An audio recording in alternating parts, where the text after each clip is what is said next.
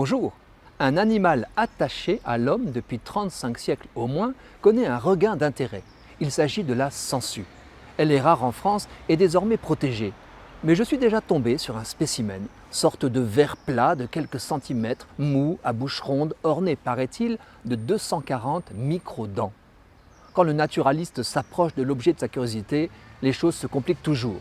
Les sangsues forment une famille d'annelidés à multiples ramifications, en général aquatiques, la plupart d'eau douce, parfois maritimes, quelques-unes terrestres, dont l'une qui grimpe aux arbres. Toutes ne sont pas assoiffées de sang, certaines sont carnivores.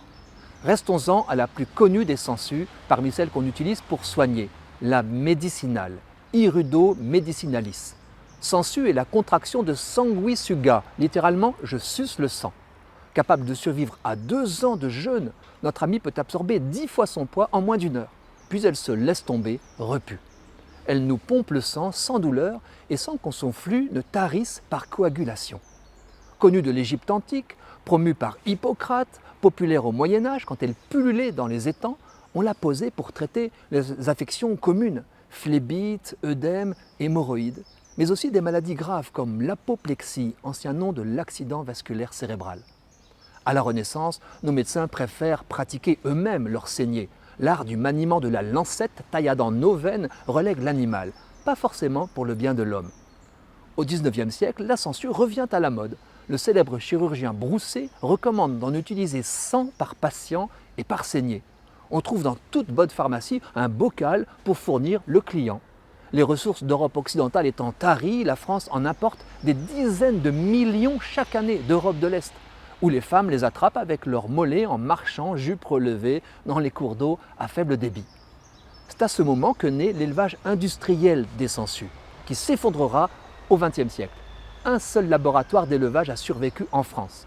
Après maintes controverses scientifiques, la Sécurité sociale n'a cessé de rembourser la sangsue qu'en 1972. Mais depuis 30 ans, on redécouvre son utilité médicinale. L'irudothérapie a acquis ses lettres de noblesse, car la science moderne explique enfin ce que prouvait l'expérience antique.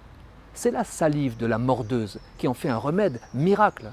Elle contient une 60aine de substances, plusieurs anticoagulants qui fluidifient le sang des heures après la saignée, un analgésique adapté à l'être humain, mais aussi un puissant anti-inflammatoire, un dissolvant pour caillots sanguins, un inhibiteur de l'agrégation plaquettaire, etc. Présentée comme utile contre les hématomes, les entorses, l'arthrose et bien d'autres maux, la sangsue est spectaculaire pour aider la cicatrisation après une intervention chirurgicale, une blessure ou une greffe. L'appétit de l'animal pour le sang mal oxygéné en fait la seule solution pour décongestionner en toute sécurité certaines plaies délicates. Qu'un chirurgien du 3e millénaire utilise la sangsue de la même façon que son confrère de l'Égypte antique me les rend tous trois fort sympathiques.